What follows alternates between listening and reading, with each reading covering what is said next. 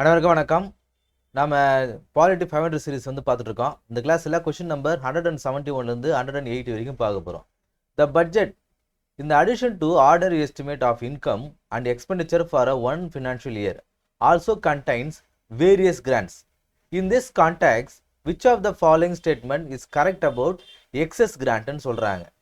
So excess கிராண்ட்னா என்ன? இப்போ financial இயரில் நம்ம ஒரு பட்ஜெட் கொடுக்குறோன்னு வச்சுங்களேன். ஸோ அந்த பட்ஜெட் என்ன சொல்லுவாங்க? என்னென்ன வரவு என்னென்ன செலவுன்னு சொல்லுவாங்க இல்லையா? ஸோ அது போல் இந்த எக்ஸஸ் கிராண்ட்னா என்ன? பட்ஜெட்டில் துண்டு விடுறது, இல்லைனா திடீர்னு ஒரு செலவாகும்.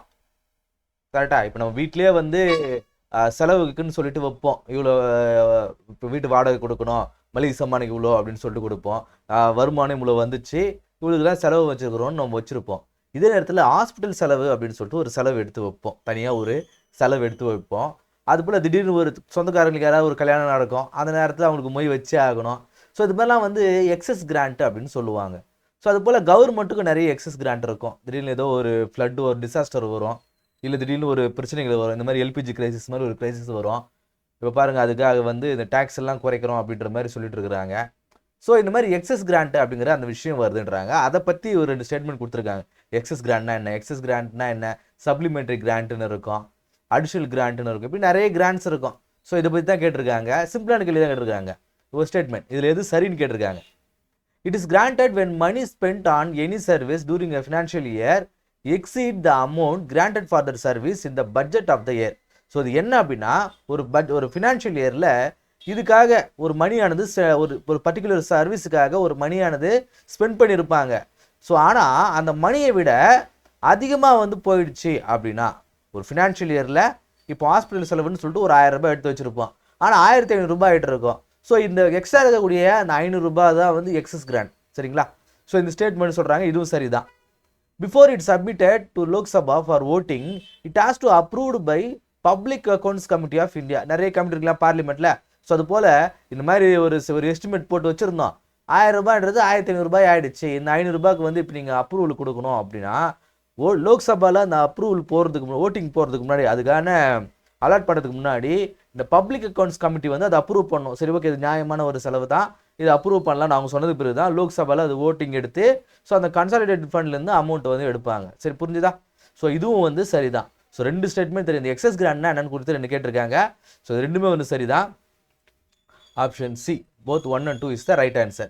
ஸோ இதை பற்றி உங்களுக்கு தெரியல அப்படின்னா, இப்போ நான் எடுக்கிற எல்லா கொஷின்ஸுமே லட்சுமிகாந்த் புக்கில் தான் இருக்குது. நீங்கள் லட்சுமிகாந்த் புக்கில் போய் அதில் பாருங்கள். பார்லிமெண்ட்டில் பார்லிமெண்ட் ரிலேட்டடாக இருக்குது, பட்ஜெட் ரிலேட்டடாக இருக்குது அப்படின்னா அதெல்லாம் பார்லிமெண்ட் சாப்டரில் இருக்கும். மினிஸ்டர்ஸ் பற்றி இருக்குதுன்னா கவுன்சில் ஆஃப் மினிஸ்டர்ஸை பற்றி இருக்கும். பஞ்சாயத்தை பற்றி தெரிஞ்சுக்கணும்னா பஞ்சாயத்து இருக்கும். ஸோ இந்த கொஷின்ஸ்லாம் பாருங்கள். நான் சொல்கிறது உங்களுக்கு புரியல அப்படின்னா, ஸோ இந்த கொஷின் ரிலேட்டடாக லட்சுமிகாந்த் புத்தகத்தில் போய் தேடி நீங்கள் படிச்சிங்கன்னா இதை விட நல்லா உங்களுக்கு புரியும். சரியா?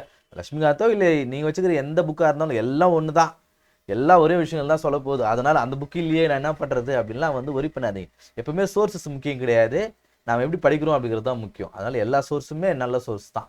எல்லாரும் ரமேஷ் சிங் யூஸ் பண்ணுவாங்க, ஆனால் எனக்கு ரமேஷ் சிங்கே நான் அஃப்கோர்ஸ் நம்ம சேனல்லே ஒரு பிளேலிஸ்ட் இருக்குது. ஆனால் எனக்கு ரமேஷ் சிங்கை விட நான் ஆல்ரெடி சொல்லியிருந்தேன், கேட்டன்னு ஒரு புத்தகம் இருக்கும், இன்னும் எனக்கு நம்ம ஹேண்ட் புக்குன்னு, அது எனக்கு ரொம்ப பிடிச்ச புத்தகம். எனக்கு எக்கனாமியில் ஒரு நல்ல அண்டர்ஸ்டாண்டிங் கொடுத்த ஒரு புத்தகம்னா அந்த புத்தகம் தான் சொல்லுவேன். ஏன்னா வேகா படிப்போம், ஒரு படித்து தெரிஞ்சுக்கும், அது வேற. பட் ஆனால் ஒரு புத்தகத்தில் நமக்கு ஒரு நல்ல கிளாரிட்டி கிடைக்குது. தூக்கத்தில் தட்டி எழுப்பினா கூட நம்மளால சொல்ல முடியும் அப்படிங்கிற ஒரு நாலேஜ் இல்லையா? அந்த நாலேஜ் எனக்கு கேட்டன் புத்தகம் தான் கொடுத்தது. ஸோ எல்லாரும் ரமேஷ் சிங் சொல்லுவாங்க, ஆனால் எனக்கு ரமேஷ் சிங் படிக்கும்போது ஒன்றும் புரியல. ஸோ அது ஏன் சொல்கிறேன் அப்படின்னா, எல்லாருக்கும் எல்லா புத்தகமும் சூட் ஆகாது. அதனால எல்லாரும் லட்சுமிகாந்த் சொல்கிறாங்க, நாமளும் கட்டாயம் வாங்கி படித்தா அவனு போல இருக்குதுன்னு சொல்லிட்டு லட்சுமிகாந்தை படித்து கஷ்டப்படாதீங்க. உங்களுக்கு என்ன தோணுதோ அந்த புத்தகத்தில் படிங்க. உங்கள் இன்ஸ்டியூட் போகிறீங்க அப்படின்னா இன்ஸ்டியூட் இருக்கிற புத்தகத்தை படிங்க. அதனால் புத்தகம் ரிசோர்ஸஸ் முக்கியம் கிடையாது, நம்ம எப்படி படிக்கிறோம். ஒருவேளை அது தப்பு, சில பேர்லாம் இருப்பாங்க, ஒரு புத்தகம் வாங்குவாங்க, அந்த புத்தகத்தில் 2 தப்பு இருக்கும், உடனே இந்த புத்தகம் ரொம்ப தப்பாக இருக்குது போலதுன்னு தூக்கி போட்டுறாங்க. 2 புத்தகம் தான் தப்பாக இருக்குது, சரி 2 டேட்டா தானே தப்பாக இருக்குது, அந்த 2 டேட்டாவை அழிச்சிட்டு அதுக்கு மேலே சரியான டேட்டாவை எழுதி வச்சு முடிச்சிரு. அதுக்கு எதுக்கு அந்த புக்கே தூக்கி போட்டோம்னா? இப்போ என்சிஆர்டி புக்குன்னு ஒரு புக் இருக்குது ஜாகிரஃபியில். ஸோ ஜாகிரஃபி அந்த நம்ம சொல்லியிருந்தோம் இல்லையா, பல்லவ செக்ஷன் என்னன்னு சொல்லி ஜாகிரஃபி ஃபேக்கல்ட்டி ஒருத்தங்க நடத்துகிறாங்க, அவங்க சேனலில் போய் பாருங்கள், நானே நிறைய வாட்டி சஜஸ்ட் பண்ணியிருப்பேன். இப்போ அவங்க என்சிஆர்டி புக் சீரிஸ் போட்டிருந்தாங்க. அந்த என்சிஆர்டி சீரிஸ் நான் ஃபுல்லாக பார்த்தேன், நான் அதில் நோட்ஸ் நிறைய எடுத்தேன். அப்படி எடுக்கும்பொழுது நிறைய தப்பு இருந்தது, அதில் அந்த புத்தகத்தில் நிறைய தப்பு இருந்தது, நிறைய தப்புகள். அதெல்லாம் அவங்க சொல்லியிருந்தாங்க, எல்லாம் அடிச்சுட்டு அப்படின்னு சொல்லிட்டு, அதெல்லாம் அடிச்சு அது மேலே தான் நம்ம எழுதணும். அப்போது ஒரு புத்தகமே நிறைய தப்பாக இருக்குது அப்படின்னு சொல்லி 10க்கு மேற்பட்ட தப்புகள் அதில் இருந்தது. அதுக்காக அந்த புத்தகத்தை தூக்கி போட்டோம் கிடையாது. ஸோ அதனால் இந்த தப்பு பண்ணாதீங்க. அதே போல் தான் ஒரு கிளாஸ் பார்க்குறது, அந்த கிளாஸில் ஏதோ 1-2 தப்பாக இருந்துச்சுன்னா இந்த கிளாஸே சரியில்லைன்னு சொல்லிட்டு தவறி வந்துடுது. மேம் கூட அது மாதிரி தான். அவங்க கூட வந்து 2-3 இடத்துல வந்து மிஸ் பண்ணி சொல்லிவிடுவாங்க. பட் ஆனால் அதுக்காக அவங்க நாலேஜ் இல்லாத பர்சன் அப்படின்னு கிடையாது இல்லையா? ஸோ அதனால் அவங்களோட பேக்ரவுண்டு என்ன அப்படின்னு பாருங்கள். ஸோ பார்த்துட்டு அவங்க ட்ரஸ்ட் பண்ணுங்கள். எது இருந்தாலும் நம்பி படிக்கணும். அதுதான் வந்து படிப்பு. ஆசிலேட் ஆகிட்டே இருக்கக்கூடாது. சரிங்களா? ஸோ வாங்க நம்ம திரும்ப பேக் டு கிளாஸுக்கு போவோம். அடுத்து question number 172 with reference to polity of India consider the following function. Polity of India கொடுத்து கேட்டிருக்காங்க. How many of the above given functionaries are appointed by governor of state but removed by president of India. So ஒரு 3 சர்வீஸை வந்து கொடுத்துருக்காங்க. இந்த 3 சர்வீஸில் இதில் யாரை வந்து அப்பாயிண்ட் பண்ணுறது கவர்னராக இருக்கும், ரிமூவ் பண்ணுறது பிரசிடெண்ட்டாக இருக்கும்னு கேட்குறாங்க. புரிஞ்சுதா? State election commissioner, member of state public service commission, advocate general of state. So புரிஞ்சுதுங்களா? ஸோ ஸ்டேட் எலெக்ஷன் கமிஷனர் யார் வந்து அப்பாயிண்ட் பண்ணுவாங்க? கவர்னர் அப்பாயிண்ட் பண்ணுவார், பிரசிடென்ட் வந்து ரிமூவ் பண்ணுவார். இது சரிதான். Member of state public service commission டிஎன்பிசியில் இருக்குது இல்லையா? ஸோ அதோடைய மெம்பர்ஸ் அந்த சேர்மன் 2 பேருமே கவர்னர் தான் வந்து அப்பாயிண்ட் பண்ணுவார், பிரசிடென்ட் வந்து ரிமூவ் பண்ணுவார். அடுத்தது இந்த அட்வொகேட் ஜெனரல் ஆஃப் ஸ்டேட் அப்படிங்கிறவர் வந்து கவர்னர் தான் வந்து அப்பாயிண்ட் பண்ணுவார். ஆனால் ரிமூவ் பண்ணுறது அந்த ப்ரொவிஷன் என்ன அப்படின்னு சொல்லிட்டு கான்ஸ்டியூஷன் சொல்லியிருக்க மாட்டாங்க. அதுக்காக என்ன சொல்லியிருப்பாங்கன்னா, கவர்னருடைய ப்ளஷரை பேஸ் பண்ணி அவர் இருப்பாருன்னுவாங்க. During the pleasure of governor he hold the post அப்படின்னு சொல்லியிருப்பாங்க. ஸோ அப்படி அப்படி பார்க்கும்பொழுது அவருடைய விருப்பத்தின் வரைக்கும் இருக்கிறான் அப்படின்னா அப்போ ரிமூவ் பண்ணுறதும் அவருடைய ப்ரொசீஜர் தான். ஸோ அதன் வகையில் அப்பாயிண்ட் பண்ணுறதும் கவர்னர் தான், ரிமூவ் பண்ணுறதும் கவர்னர் தான். இப்போ இது தவறு. இதில் இந்த கொஷின் பார்க்கும்போது 3வது தவறு 1 and 2. Option B only 2 is the right answer. Question number 173 consider the following matters regarding the power of Lok Sabha and Rajya Sabha of the parliament, Indian parliament. So ஒரு லோக்சபா அண்ட் ராஜ்யசபா 2 பேருக்கும் பவர் ரிலேட்டடாக மேலே வந்து பார்த்திங்கன்னா ஒரு 4 பில்லு வந்து கொடுத்துருக்காங்க, ஒரு 4 ப்ராசஸ் வந்து கொடுத்துருக்காங்க. இந்த 4 ப்ராசஸில் ராஜ்யசபாவுக்கும் லோக்சபாவுக்கும் ஈக்குவல் பவர் எங்கெங்கெல்லாம் இருக்கும் அப்படின்னு கேட்குறாங்க. ஸோ இந்த பவர் ரிலேட்டடாக ஒரு கொஷின் இது. ஸோ இதில் நான் பார்த்துட்டே இருக்கும்போது ஒரு அவசரத்தில் படிச்சுட்டே இருந்தேன். இப்போ இந்த கிளாஸ் எடுக்கிறதுக்கு முன்னாடி என்னென்ன கொஞ்சம் எடுக்க போகிறோம் கொஷின் சொல்லிட்டு இந்த 10 கொஷின் வேகமாக படிக்கும்போது இந்த 2வது கொஷினை வந்து நான் மணி பில்லுன்னு நான் படிச்சுட்டேன். நான் மணி பில்லுன்னு படிக்கிறேன். அப்போ பாருங்கள் எவ்வளோ ஃபாஸ்ட்டாக போகும்போது கான்ஸ்டியூஷன் அமெண்ட்மெண்ட் பில்லு அப்படிங்கிறத மணி பில்லுன்னு என்னால் படிக்க முடியும். என்னடா இது தப்பாக இருக்குது அப்படின்னு சொல்லி திரும்ப. அதனால் ரொம்ப முக்கியம். அதனால் அந்த நம்மளுக்கு வந்து கான்ஃபிடென்ஸ் இருக்கலாம், ஆனால் ஓவர் கான்ஃபிடென்ஸ் இருக்கக்கூடாது அப்படிங்கிறத இந்த கொஷின் எனக்கு வந்து ரிலேட் பண்ணிச்சுங்க. பாருங்கள், இது நீங்கள் பார்க்கும்போது சொல்லலாம் இது நீங்கள் மணி பில்லுன்னு சொன்னீங்களா அப்படின்னு சொல்லிட்டு. ஆனால் பாருங்கள் அது நடக்குது. அதனால தான் நம்ம கொஷின்ஸ் படிக்கும்போது ரொம்ப கவனமாக படிக்கணும். ஒவ்வொரு தடவையும் இந்த மேலே இருக்கிற இந்த டாப்பிக்கை படிச்சுட்டு நான் கீழே வந்து எது கேட்குறாங்கன்றத படிங்க அப்படியே வேகாக படிச்சுட்டு வராதிங்கன்னு சொல்கிறது காரணம் என்னென்னா, முதல்ல என்ன கேட்குறாங்க, இன்கரெக்ட் கேட்குறாங்களா கரெக்ட் கேட்குறாங்களான்னு பார்த்துட்டே இருங்க. So approval of ordinance issued by a president. ஒரு பிரசிடென்ட் வந்து ஒரு ஆர்டினன்ஸ் கொடுக்குறாரு, ஒரு அவசர கால சட்டத்தை வந்து அமுல்படுத்துறாரு அப்படின்னா அதை அப்ரூவ் பண்ணுற பவர் லோக்சபாவுக்கும் இருக்குது, ராஜ்யசபா இருக்குது. 2 பேருக்கும் ஈக்குவல் பவர் இருக்குது. சரி. Introduction and passage of constitution amendment bill. ஒரு கான்ஸ்டியூஷன் அமெண்ட்மெண்ட் பில்லை இன்ட்ரடியூஸ் பண்ணுறதுக்கும் ஸோ அதை வந்து அப்ரூவ் பண்ணுறதுக்கும் 2 பேருக்குமே பவர் இருக்குது. இது 2 சரிதான். Moving a resolution for revocation of national emergency. ஒரு நேஷனல் எமர்ஜென்சியை ரிவோக் பண்ணுறதுக்கு யாருக்கிட்ட பவர் இருக்குது அப்படின்னா லோக்சபா கிட்ட தான் பவர் இருக்குது.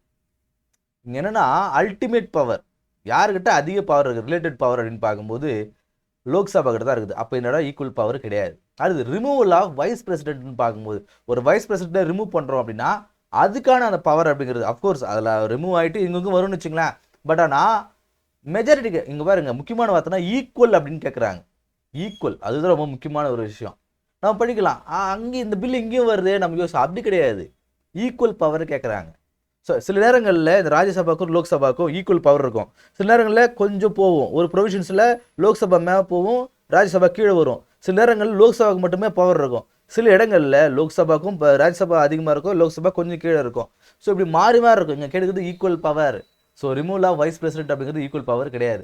அப்போ எது சரி? 1 and 2 option B only 2 is the right answer. Question number 144 with reference to language in parliament. Parliament use பண்ணக்கூடிய மொழியை பற்றி கேட்டிருக்காங்க. இதில் இதெல்லாம் வந்து சரி. The constitution of India provide that business in parliament shall be transacted in Hindi or in English. Constitution சொல்லுதான் பார்லிமெண்ட்டில் கூடிய அந்த பிஸ்னஸ் லாங்குவேஜாக ஹிந்தி ஆர் இங்கிலீஷை நீங்கள் பயன்படுத்திக்கலாம்னு சொல்லியிருக்குன்றாங்க. இது சரிதான். பார்லிமெண்ட்டில் ஹிந்தி யூஸ் பண்ணலாம், இங்கிலீஷும் யூஸ் பண்ணலான்னு கான்ஸ்டியூஷனில் சொல்லியிருக்கிறாங்க. Parliament is authorised to decide on matters relating to the usage of language in Lok Sabha and Rajya Sabha. பார்லிமெண்ட்டுக்கு முடிவு அவங்களுக்கு வந்து பவர் இருக்குது.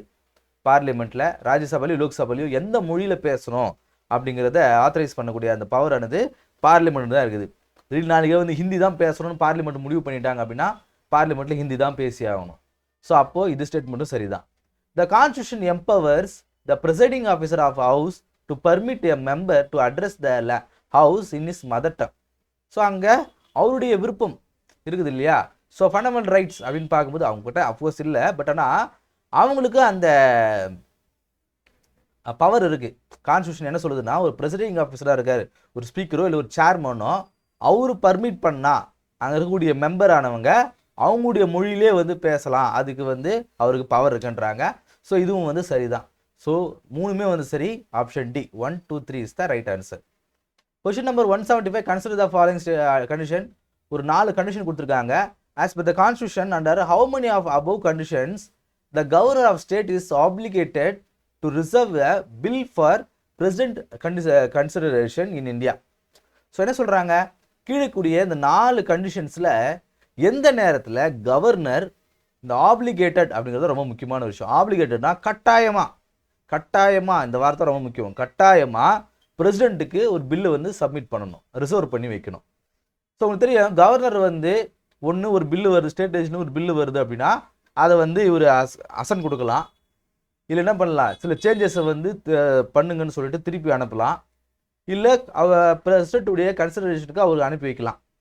ஸோ இங்கே என்ன கேட்குறாங்க, எந்த பில்லு கட்டாயம் அவருக்கு பிரசிடென்ட்டுடைய கன்சிடரேஷனுக்கு அனுப்பணும் அப்படின்றாங்க. இது ரொம்ப முக்கியமானது. ஆர்டிகல் 200 அப்படின்னு நினைக்கிறேன். ஆர்டிகல் 200ல் தான் இந்த ப்ரொவிஷன்ஸ் வந்து பிரசிடென்ட்டுக்கு வந்து கவர்னருக்கு வந்து கொடுத்துருப்பாங்க. ஸோ அப்படி பார்க்கும்போது என்ன ஆன்சர் என்று சொல்கிறேன் பாருங்க. With the bill passed by state legislature endanger the constitutional position of the state high கோர்ட்டுன்றாங்க. இதுதான் கரெக்டான ஆன்சர். அதாவது ஒரு பில்லு வந்து ஸ்டேட் கவர்மெண்ட்டில் பாஸ் ஆகுது, அந்த பில்லானது அந்த ஸ்டேட் கவர்மெண்ட்டுடைய அந்த ஸ்டேட்டுடைய ஹைகோர்ட்டுடைய அந்த கான்ஸ்டியூஷனல் பொசிஷனுக்கு வயலேட் பண்ணுற மாதிரி இருக்குது, சரியா, அதுக்கு ஆபத்து ஏற்படுத்தக்கூடிய வகையில் இருக்குது அப்படின்னா அந்த பில்லு நீங்கள் அனுப்பலாம். இப்போ ஹைகோர்ட் இருக்குது, சென்னையில் உள்ள ஹைகோர்ட்டுக்கு ஒரு பவர் இருக்குதுன்னு வச்சுங்களேன். அந்த பவரை வந்து குலைக்கும் விதமாக ஸ்டேட்டில் கவர்மெண்ட்டில் ஒரு பில்லு பாஸ் ஆகுது, அது நீங்கள் ஒப்புதல் கொடுங்கன்னு சொல்கிறாங்கன்னா அதை நீங்கள் டைரெக்டாக கட்டாயம் நீங்கள் அனுப்பி தான் ஆகணும். அது நீங்கள் ஹோல்ட் பண்ணி வைக்கிறதோ இல்லை சேஞ்சஸ் பண்ணுங்க அனுப்புறதோ அந்த வேலைலாம் செய்யக்கூடாது. நீங்கள் கட்டாயம் அனுப்பி தான் ஆகணும். மீதி இருக்கக்கூடிய 3 ப்ரொவிஷன், இந்த 3 ப்ரொவிஷனுமே என்ன சொல்லியிருக்காங்க, when the bill is ultra vires that is against the provisions of constitution. கான்ஸ்டியூஷனில் ஒரு ப்ரொவிஷனுக்கு எதிராக ஒரு பில்லு பாஸ் ஆகிருக்குது. அடுத்து when the bill is against the larger interest of the country. ஒரு நாட்டுடைய பெரும்பான்மையான அந்த கருத்துக்கு அந்த நலனுக்கு எதிராக பில் பாஸ் பண்ணியிருக்காங்க. when the bill is grave national importance. தேசிய நலனுக்காக ஒரு பில்லு வந்திருக்கு அப்படின்னா, ஸோ இந்த 3 ப்ரொவிஷன்ஸுக்கும் கவர்னர் விருப்பப்பட்டால் அனுப்பலாம். அவர் விருப்பப்பட்டால் அது கட்டாயம் கிடையாது. அவர் இது வந்து அனுப்பலாம், இல்லை அனுப்பாமல் போகலாம். ஆனால் நம்ம முன்னாடி இருந்த கவர்னர் வந்து எல்லாத்தையும் அனுப்பிட்டு இருப்பார், அது வேற விஷயம். ஆனால் இங்கே என்ன சொல்கிறாங்க, இந்த மற்ற 3 பில்லுக்குமே நீங்கள் அனுப்பலாம், அவர் விருப்பப்பட்டால் அனுப்பலாம், அதாவது கட்டாயம் கிடையாது. ஆனால் இந்த ஸ்டேட்மெண்ட்டுக்கு அவர் கட்டாயம் அனுப்பி ஆகணும். இங்கே கேட்டுக்கிறது கட்டாயம் மட்டும்தான். இப்போ ஃபஸ்ட் டைம் பார்க்கும்போது எல்லா பில்லும் ஓகே தான், சரி இது அனுப்பி விடுவோம் அப்படின்ட்டு கிடையாது. எங்கே கேட்டுக்கிறாங்க, கட்டாயம், இந்த வார்த்தை தான் ரொம்ப முக்கியம். அப்படி பார்க்கும்போது only one, A is the right answer. Question number 176, with reference to legislative procedure in Parliament of India, consider the following statement regarding the private member bill. Private member bill குறித்து கேட்டிருக்காங்க. இதில் இதெல்லாம் வந்து சரின்னு கேட்டிருக்காங்க. Private member billனா என்ன, இப்போ பார்லிமெண்ட்டில் ஒரு 545 எம்எல்ஏஸ் இருக்காங்க லோக்சபாவில் அப்படின்னா, அதே போல் ராஜ்யசபாவிலே இருக்காங்கன்னா, ஸோ இவங்க எல்லாருமே மினிஸ்டர்ஸ், இந்த கவுன்சில் ஆஃப் மினிஸ்டர்ஸை இல்லாதவங்க எல்லாருமே வந்து ப்ரைவேட் மெம்பர் தான். யாரெல்லாம் மினிஸ்டராக இல்லையோ, எம்பி மெம்பர் ஆஃப் பார்லிமெண்ட் வந்து நிறைய பேர் இருப்பாங்க ராஜ்யசபாவிலையும் லோக்சபாவிலையும். ஆனால் யாரெல்லாம் மினிஸ்டராக இல்லையோ அவங்க எல்லாமே வந்து ப்ரைவேட் மெம்பர். புரிஞ்சுதா? நான் வந்து புதுசாக இருக்கிறவங்களுக்காக சொல்கிறேன், ஆல்ரெடி இது தெரிஞ்சவங்களுக்கு விட்டுருங்க. யாரெல்லாம் மினிஸ்டராக இல்லையோ அவங்களாம் ப்ரைவேட் மெம்பர். அவங்களாம் மக்களுடைய பிரதிநிதி தான். ஆனால் ப்ரைவேட் மெம்பர்னு அவங்க ஏன் சொல்கிறாங்கன்னா, அவங்களாம் மினிஸ்டர் கிடையாது. ஒரு மினிஸ்டர் ஒரு பில்லு கொண்டு வராருன்னா அது வந்து பப்ளிக் பில், கவர்மெண்ட் பில். ஆனால் ஒரு சாதாரண எம்பி ஒரு பில்லு கொண்டு வராரு அப்படின்னா அது பிரைவேட் பில். இவ்வளோதான் வித்தியாசம், புரிஞ்சுங்களா? ஸோ புதுசாக இருக்கிறதுக்காக சொல்கிறேன். A private member bill can only be introduced in the house of a parliament after a prior notice of 1 week. இப்போ ஒரு பிரைவேட் மெம்பர் ஒரு எம்பி வந்து ஒரு பில்லு கொண்டு வராரு அப்படின்னா ஒரு ஹவுஸில் ஒரு வாரத்துக்கு முன்னாடி அவர் வந்து இன்ஃபார்ம் பண்ணணும், நான் இந்த மாதிரி பில்லு கொண்டு வர போகிறேன்றாங்க. இந்த இடத்துல வந்து ஒரு வாரம் கிடையாது, ஒரு மாதம், 1 month. அடுத்து அப்போ இந்த ஸ்டேட்மெண்ட் தவறு. அடுத்தது, a private member bill can be introduced only with the prior permission of president of India. President of இந்தியாவுடைய பர்மிஷன் வாங்கிட்டு தான் அவர் பில்லு வந்து இன்ட்ரடியூஸ் பண்ணுன்றாங்க. இந்த ஸ்டேட்மெண்ட் தவறு. ஏன்னா அவர் வந்து கவர்மெண்ட் கிடையாது, ஒரு மினிஸ்டர் தான் வந்து முன்னாடி ப்ரையர் பர்மிஷன் வாங்கணும். பட் ஆனால் ஒரு பிரைவேட் மெம்பர் வந்து வாங்க வேண்டிய அவசியம் கிடையாது. அப்போ இந்த ஸ்டேட்மெண்ட் தவறு. Private member bill can be introduce to propose the amendment to the constitution of India. ஒரு பிரைவேட் மெம்பர் வந்து ஒரு அரசியலமைப்பை திருத்தக்கூடிய ஒரு பில்லு வந்து கொண்டு வரலாமா அப்படின்னு கொண்டு வரலாம்னு சொல்கிறாங்க. கரெக்ட் தான், கொண்டு வரலாம். கேன் பி, கொண்டு வரலாம். அடுத்து, so far only 4 private member bills have become an act. இது வரைக்கும் ஒரு 4 பிரைவேட் மெம்பர் பில் தான் வந்து ஆக்டாக மாறி இருக்குன்னு சொல்கிறாங்க. 4 கிடையாது, மொத்தம் வந்து 14. ஸோ 14 இது வரைக்கும் பிரைவேட் மெம்பர் பில் வந்து பாஸ் ஆகிருக்குது. ஏன் இது பெரும்பாலும் பாஸ் ஆகிறது இல்லை அப்படின்னு கேட்டிங்கன்னா, பெரும்பாலும் வந்து கவர்மெண்ட் டிசிஷன் தான் அல்டிமேட். கரெக்டாக? அப்போது கவுன்சில் ஆஃப் மினிஸ்டர்ஸில் இருக்கிறவங்க தான் வந்து பில்லு கொண்டு வராங்க, அதுதான் வந்து சான்ஸ் அதிகம். பட் ஆனால் ஒரு பிரைவேட் மெம்பர் பில், ஒரு சுயேட்சையாக இருக்கிற ஒரு எம்பி அவர்லாம் போய் ஒரு பில்லு கொண்டு வர்றாருன்னா அது பெரும்பாலும் வந்து ஓட்டிங்கில் வராது. அதனால் அதான் ஃபெயில் ஆகிடுது. சரி, பார்க்கும்போது ஒன்று மட்டும்தான் சரி. எது சரி கேட்டிருக்காங்க? Option A, only 1 is the right answer. Question number 177 with reference to financial committee of parliament. So financial committee கொடுத்து கேட்டிருக்காங்க, இதெல்லாம் வந்து கரெக்டாக மேட்சாக இருக்குது அப்படின்னு கேட்டுக்கிறாங்க. ஸோ 3 கமிட்டி கொடுத்துருக்காங்க, அது எப்போ யார் வந்து எஸ்டாப்ளிஷ் பண்ணது, அதோடைய ஃபங்க்ஷன்ஸ் என்னென்னு கேட்டிருக்காங்க. Public accounts committee. இந்த பப்ளிக் அக்கௌண்ட்ஸ் கமிட்டி அப்படிங்கிறது இந்த கவர்மெண்ட் ஆஃப் இந்தியா 1990 கொண்டு வந்தாங்க. ஸோ இது examine the annual audit report controller and auditor general ஆஃப் இந்தியான்றாங்க. அந்த ஆடிட்டர் ஜெனரல் ஆஃப் இந்தியாவுடைய அந்த அக்கௌண்ட்டெல்லாம் இவங்க தான் ஆடிட் பண்ணுவாங்கன்னு சொல்கிறாங்க.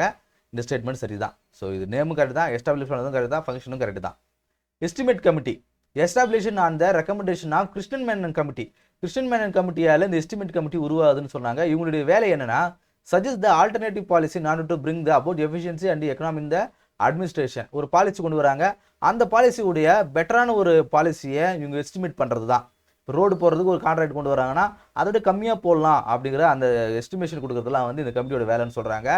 ஸோ இந்த கமிட்டியோட நேமும் அதோட வேலையும் கரெக்டு தான். பட் ஆனால் அது எஸ்டாப்ளிஷ் பண்ணது கிருஷ்ணன் மேனன் கமிட்டி கிடையாது, ஜான் மேத்தாய் கமிட்டி 1950 வந்து கொண்டு வந்திருப்பாங்க. கமிட்டி அப்போ இந்த ஸ்டேட்மெண்ட் தவறு. Committee on public undertaking. Public அண்டர்டேக்கிங்னா என்ன? ப்ரைவேட்ஸ், அதாவது கவர்மெண்ட் இன்ஸ்டியூட்டையோ இல்லை என்டிட்டியோ வந்து எடுத்து நடத்துகிறாங்க இல்லையா? ஸோ அந்த கமிட்டியை constitution 1950 on the recommendation of John Mathai committee. அப்போ இருந்த ஃபினான்ஸ் மினிஸ்டர் ஜான் மேத்தாய் தான் வந்து இதை கொண்டு வந்தார் அப்படின்னு சொல்கிறாங்க. இந்த ஸ்டேட்மெண்ட் தவறு. இது என்ன பண்ணும்? Examine the report and accounts of public undertaking. இப்போ பப்ளிக் அண்டர்டேக்கிங்னா என்ன? நம்ம ஊரில் ஒரு நிறைய கவர்மெண்ட்டுடைய கம்பெனிகள்லாம் நடக்கும். ஸோ அதோடைய ரிப்போர்ட்ஸ் அண்ட் அக்கௌண்ட்ஸை இது வந்து எக்ஸாமின் பண்ணுறது ஒரு வேலைன்னு சொல்கிறாங்க. ஸோ இங்கேயும் நேமும் கரெக்டு, அதோட ஃபங்க்ஷனும் கரெக்டு. அதை வந்து கான்ஸ்டியூட் பண்ணது தான் தப்பு. இது வந்து என்னென்னா கிருஷ்ணன் மேனன் கமிட்டி 1964 வந்து உருவாக்கியிருப்பார். ஸோ இது வந்து மாறி இருக்கு. சரியா? ஸோ இந்த இடம் மட்டும் மாறி இருக்கு. அப்போ இதுவும் தவறு, இதுவும் தவறு. ஸோ இது சரின்னு கேட்டிருக்காங்க. Option A, only 1 is the right answer. Question number 178 consider the following statement about ethics committee of parliament. Ethics கமிட்டியை பற்றி கேட்டிருக்காங்க. இந்த எத்திக்ஸ் கமிட்டி என்ன வேலை செய்யும்? இந்த கோட் ஆஃப் கண்டக்ட், இப்படி தான் நடந்துக்கணும், எத்திக்கலாக நடந்துக்கணும் அப்படிங்கிறத இந்த நம்ம பார்த்துருப்போம். இந்த பார்லிமெண்ட்லாம் வந்து இந்த பொய் அப்படிங்கிற வார்த்தையை சொல்ல மாட்டாங்க, உண்மைக்கு மாறாக அவர் பேசுகிறாரு அப்படின்னு தான் சொல்லுவாங்க. காரணம் என்ன? இந்த மாதிரி எதிர்மறையான கருத்துக்கள் எல்லாம் வந்து அங்கே சொல்லக்கூடாதுன்னு சொல்லுவாங்க. இதெல்லாம் ஒரு எத்திக்ஸ் கமிட்டி, எத்திக்கலாக இருக்கணும் அப்படின்னு சொல்லுவாங்க இல்லையா? ஸோ அது மாதிரி எத்திக்ஸ் கமிட்டியோடைய 2 ப்ரொவிஷன்ஸ் கொடுத்துருக்காங்க. ஸோ இதெல்லாம் வந்து இன்கரெக்ட் அப்படின்னு கேட்டிருக்காங்க. It is a joint committee of Lok Sabha and Rajya Sabha with 15 members from each ஹவுஸ்ன்றாங்க. ஒவ்வொரு ஹவுஸ்ல இருந்தும் ஒரு 15 பேர் கொண்ட ஒரு ஜாயிண்ட் கமிட்டின்றாங்க. இது தவறு. ஒவ்வொரு கமிட்டிக்கும் தனித்தனியாக, ஒவ்வொரு ஹவுஸுக்கும் தனித்தனியான கமிட்டி இருக்கும். அப்போ இந்த ஸ்டேட்மெண்ட் தவறு. It inquires into violation of breach of privileges of the house. So அந்த பிரீச் ஆஃப் ப்ரிவிலேஜ், அவங்களுக்கு சில ப்ரிவிலேஜஸ் இருக்கும் இல்லையா? ஸோ அந்த ப்ரிவிலேஜ் எல்லாம் வந்து யாராவது வயலேட் பண்ணாங்கன்னா அதை இன்கொயரி பண்ணுறது தான் இந்த எத்திக்ஸ் கமிட்டியோட வேலை அப்படின்றாங்க. இந்த பிரீச் ஆஃப் ப்ரிவிலேஜ் வந்து கண்டக்ட் பண்ணுறது, என்கொயரி பண்ணுறதுக்காக ப்ரிவிலேஜ் கமிட்டின்னு ஒரு கமிட்டி இருக்குது, அதுதான் பண்ணணும். ஸோ எத்திக்ஸ் கமிட்டி பண்ணாது. ஸோ எத்திக்ஸ் கமிட்டியோட வேலை என்னென்னா இந்த கோட் ஆஃப் கண்டக்டை ஒழுங்காக பண்ணணும் அப்படிங்கிறது அதோடைய வேலையை தவிர்த்து இந்த பிரீச் ஆஃப் ப்ரிவிலேஜ் வேலை கிடையாது. அப்போ ரெண்டுமே வந்து தவறு, ரெண்டுமே தவறு. Option both 1 and 2 is the right answer. இங்கே பாருங்கள் இன்கரெக்ட்னு கேட்டிருக்காங்க, அதனால தான் சி. ரெண்டுமே தவறு, அதனால சி. சரியா? அடுத்து question number 179. Consider the following state. கீழே ஒரு 5 ஸ்டேட் கொடுத்துருக்காங்க. இந்த 5 ஸ்டேட்டில் எந்தெந்த ஸ்டேட்லாம் வந்து பைக் கேமரா ரெஜிஸ்ட்ரேஷன் இருக்குன்றாங்க. பைக் கேமராலாம் என்ன, மேலவை கீழவைன்னு சொல்லுவோம் இல்லையா? மேலவை எப்படி லோக்சபா ராஜ்யசபா மாதிரியோ அதே மாதிரி ஸ்டேட் லெஜிஸ்லேஷனில் மேலவை கீழவைன்னு இருக்கும். இது எந்தெந்த ஸ்டேட்லாம் இருக்குன்னு சொல்கிறாங்க. இந்தியாவில் மொத்தம் ஒரு 6 ஸ்டேட்டில் வந்து இருக்கும். எங்கே ஸ்டேட்டில் இருக்கும் சொல்லுங்கள்? மகாராஷ்டிராவில் இருக்கும், அடுத்து ஆந்திர பிரதேஷில் இருக்கும், கர்நாடகாவில் இருக்கும், தெலுங்கானாவில் இருக்கும், உத்தரப்பிரதேஷ் அண்டு பீகார். ஸோ என்னென்ன ஞாபகம் வச்சுன்னு பாருங்கள். இந்த மகாராஷ்டிராலேருந்து அப்படியே இந்த சவுத்தில் நம்ம பார்த்தோம் அப்படின்னா கேரளா அண்டு தமிழ்நாடு தவிர்த்து மற்ற 3 இதுவுமே இருக்குது. கர்நாடகா, தெலுங்கானா, ஆந்திராவில் இருந்தது. ஆந்திராவிலேருந்து பிரிஞ்சு போனதுனால கட்டாயம் தெலுங்கானாவில் இருக்கும், கர்நாடகாவில் இருக்கும், மகாராஷ்டிராவில் இருக்கும். மேலே கூடிய இந்த கவுபெடுன்னு சொல்லக்கூடிய பீகார் அண்ட் உத்தரப்பிரதேஷில் கட்டாயம் இருக்கும். ஸோ அதன்படி பார்க்கும்போது ஆந்திரா அண்டு கர்நாடகா. ஸோ மற்றெல்லாம் எதுவும் கிடையாது. உத்தரப்பிரதேஷ் உத்தரப்பிரதேஷில் இருக்குது. சொல்லி பார்க்கும்போது 3 இடங்கள்ல இருக்குது bicameral. B only 3 is the right answer. அடுத்து last question. With reference to ordinance making power of governor of state. கவர்னருடைய இந்த ஆர்டினன்ஸ் மேக்கிங் அவசர கால சட்டம் இருக்குது இல்லையா? ஸோ இதில் வந்து கரெக்ட்னு இன்கரெக்ட்னு எடுக்கிறாங்க. பாருங்க இங்கே ஊற்றுறாங்க பாரு, இன்கரெக்ட்னு எடுக்கிறாங்க. இந்த இன்கரெக்ட்ல எதுலாம் சரி? இதெல்லாம் கொஞ்சம் குழப்பமாக இருக்கிற மாதிரி இருக்குது இல்லை? ஸோ இதெல்லாம் இன்கரெக்ட்னு எடுக்கிறாங்க. சரியா? Even in state with bicameral legislation the governor can promulgate an ordinance only when the legislative assembly is not in session. மேலே பார்த்தலையா மேலவை கீழவைன்னு 2 இருக்கும் இல்லையா? இந்த 2 அவை இருந்தாலுமே அப்போ என்னன்னா இந்த லெஜிஸ்லேட்டிவ் அசம்பிளி வேலை செய்யலைனா மட்டும்தான் செஷன் இல்லைனா மட்டும்தான் அவர் ஆர்டினன்ஸை மேக் பண்ண முடியும் அப்படின்றாங்க. தவறு. இங்கே பாருங்க முக்கியமான வார்த்தைன்னா ஒன்லி வென் த ஈவனை 2 லெஜிஸ்லேஷன் இருந்தாலுமே பை கேமரா இருந்தாலுமே லெஜிஸ்லேட்டிவ் அசம்பிளி செஷன் இல்லைனா மட்டும்தான் ஒன்லின்ற வார்த்தை ரொம்ப முக்கியம். அவர் ஆர்டினன்ஸை மேக் பண்ண முடியுன்றாங்க. இது தவறு. ஏன்னா பை கேமரலிசம் இருந்தாலும் இல்லைனாலும் என்ன பண்ணலாம்? கவர்னர் ஆனவர் அவர் ஆர்டினன்ஸை ப்ரொமோட் பண்ணலாம். அதனால இந்த ஸ்டேட்மெண்ட் ஆனது தவறு. Unlike the president of India the ordinance making power of the governor is discretionary பவர்ன்றாங்க. அவருடைய விருப்பம் அப்படின்றாங்க. விருப்பம்லாம் கிடையாது.